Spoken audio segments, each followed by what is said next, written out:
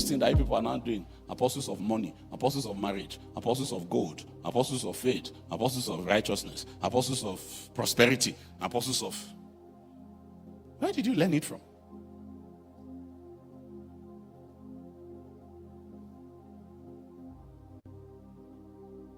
Where did we learn it from? It's an apostle of marriage.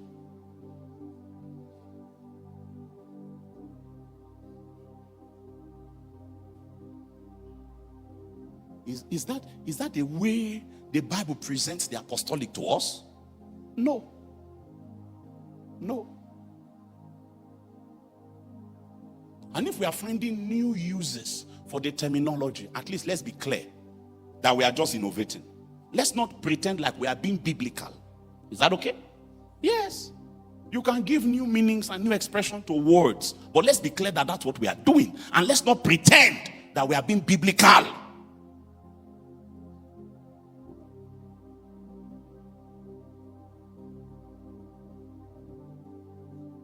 We are a fortress. We imbibe the apostolic doctrine. That's why the outlook of the ministry is captured in those two phrases. Developing capacities, hastening his coming. Capacity development. It's why we are not under pressure. You see, there are even people now that may be first timers that will not come tomorrow. Say, I've been teaching at church, I won't go. I don't know, saying a lecture. Nah, calculus.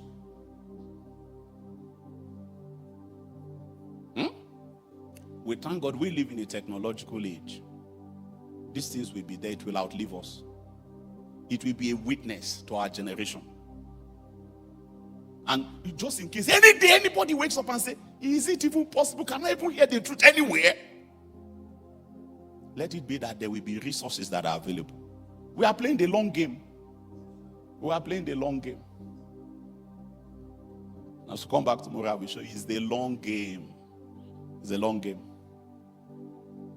When I was in the village, they used to talk to us about kerosene manifestation, petrol manifestation. You pour petrol on the floor and you light a match. It will do boom! Because it's very flammable. But the life cycle, the lifespan, will just be a few seconds.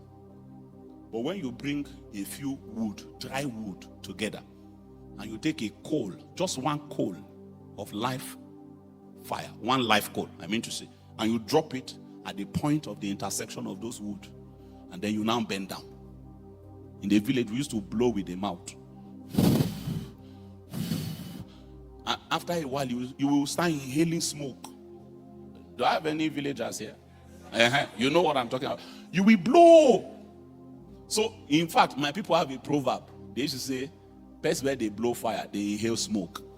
They use that to say something like what the Bible says, that the husbandman that laboreth must be the first partaker of it. So they say, best where they blow fire, they inhale smoke. So if they walk here, I suppose chop from here. Because when you breathe out, you attempt to breathe in before you can breathe out. Some carbon monoxide will go inside with it. You are an unintentional smoker in the course of just trying to. But you see, in my grandfather's compound, on my father's side, until the man died, it was a practice. Day and night, fire never ceased. From the tent where he used to sit. There will be one log. That log is fatter than your lap, normally. And your lap is not thin.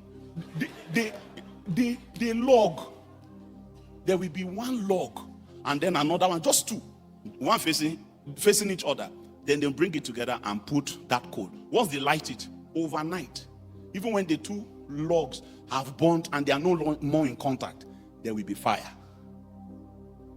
When it's cold, goats is that place, that's where they used to sleep in the night. That's the long game we are playing. It's not petrol manifestation.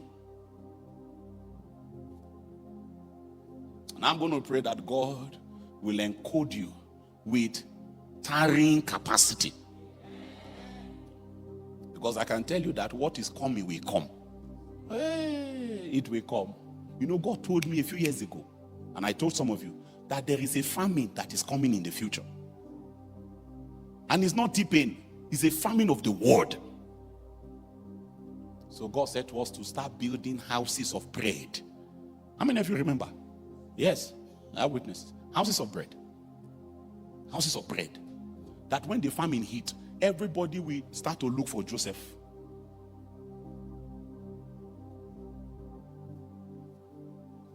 The thing that people were coming to collect that day, Joseph took 7 years to amass it. When he was amassing it, he was not popular.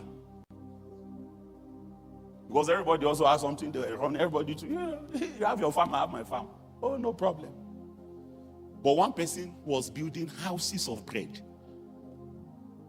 You know, people paid and paid and paid until they had no more money to pay for food, but they still had hunger. Money failed. A day will come when money will fail. But the man that has bread, the man that has bread, he will be God's man for that hour. This was how Joseph did not only collect all the monies of the Egyptians for Pharaoh. He collected their land. Eventually, they basically sold themselves. When the famine was over, the land of the Egyptians that they owned now all belonged to Pharaoh. So it was now Pharaoh leasing their land back to them, so they could farm on it. And then they were now paying tribute to Pharaoh for allowing them to farm on land that originally belonged to them. But they were looking for food. The people that were buying food from Joseph, they were alive when Joseph was building houses of bread.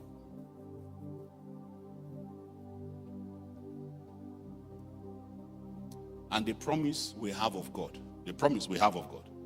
is that if we will walk in his ways, and if we will keep his charge, he will make us judges over his house and in his courts, and he will give us places to walk among the immortals.